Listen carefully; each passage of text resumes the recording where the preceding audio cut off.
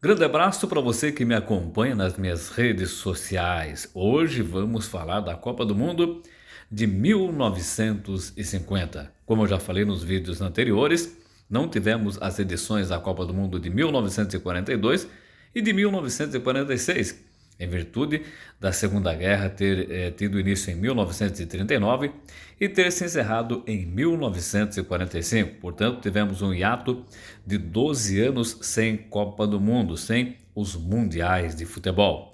Em 1950, a Copa do Mundo chega novamente à América do Sul e o Brasil, pela primeira vez, cedia o Mundial. O Brasil foi escolhido em 1946. O Mundial era para ter sido realizado em 1949, mas foi realizado em 1950, de 24 de junho a 16 de julho daquele ano, com 13 equipes participando. E, nesta oportunidade, o Brasil cedeu a Copa do Mundo e construiu o Maracanã, que na época era o maior estádio do mundo. Foi construído no Rio de Janeiro. O Maracanã hoje ainda é um dos maiores estádios do mundo e um grande palco para o futebol mundial.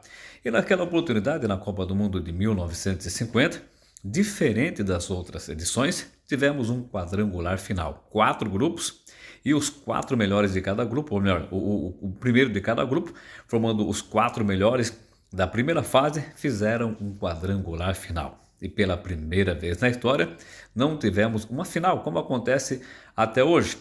E, por coincidência, o último jogo seria entre Brasil e Uruguai, que se classificaram para este quadrangular final. E o Brasil jogava por um empate pela campanha, tinha a melhor campanha. E cerca de 200 mil pessoas, isso mesmo, 200 mil pessoas estiveram no Maracanã. Segundo os historiadores, o maior público da história do futebol. Nunca tivemos um registro como esse, 200 mil pessoas. E naquele dia, o Brasil jogava pelo empate. Friaça abriu o placar para o Brasil e todos esperavam que o Brasil fosse ser campeão do mundo, mas o Uruguai acabou virando o jogo com Schiaffino e Giglia. E o Uruguai virou, venceu e foi campeão do mundo pela segunda vez, já que o Uruguai havia sido campeão em 1930 em casa, no primeiro Mundial da FIFA. E depois não participou em 34 e também não participou em 38. Portanto, o Uruguai, nos 2 mundiais que participou, se sagrou campeão nas 2 edições. E esse fato ficou conhecido como Maracanaço ou Maracanazo. E até hoje uma das grandes tristezas do futebol brasileiro. E os uruguaios lembram disso até hoje. Mas mesmo o Brasil não tendo sido campeão, o Brasil teve Ademir de Menezes como o goleador da Copa do Mundo com 9 gols. E o Brasil teve ainda o melhor ataque com 22 gols marcados. E algo que marcou a história dessa Copa do Mundo, que depois ficou conhecido, foi que Pelé, criança, jovem ainda menino, seu pai Dondinho ouvia a final pelo rádio e ficou triste.